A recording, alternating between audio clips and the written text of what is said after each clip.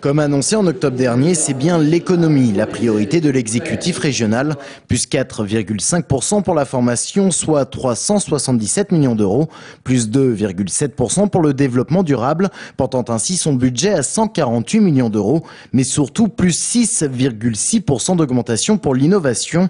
En 2009, la région consacrera donc près de 25 millions d'euros au soutien à la recherche, pas assez pour l'opposition. Ce secteur est en progression, mais il diminue, il vient en régression par rapport à ce qui est consacré très directement à l'innovation dans les entreprises. Sur tous les forums nationaux et internationaux que nous avons pu faire sur la recherche et l'innovation, la région Centre se situe en pôle position, en première position pour son investissement en faveur de la recherche, et je m'en félicite. C'est dans ce sens-là que nous devons aller. Nous avons fait plus 6% par rapport à un budget qui est déjà un budget reconnu comme très important.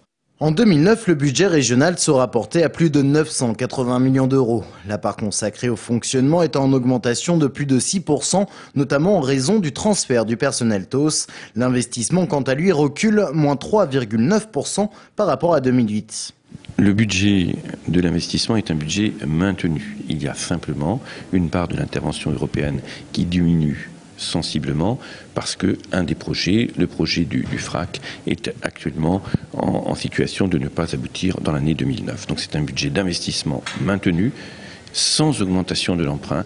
Pas d'augmentation de l'emprunt et pas non plus de l'impôt, de quoi faire parler dans l'opposition. Les impôts avaient augmenté de plus de 20% en 2004, donc on ne peut pas dire qu'ils n'ont pas augmenté puisque il y a évidemment des effets jusqu'à présent. Ça permet en tout cas cette année de le maintenir.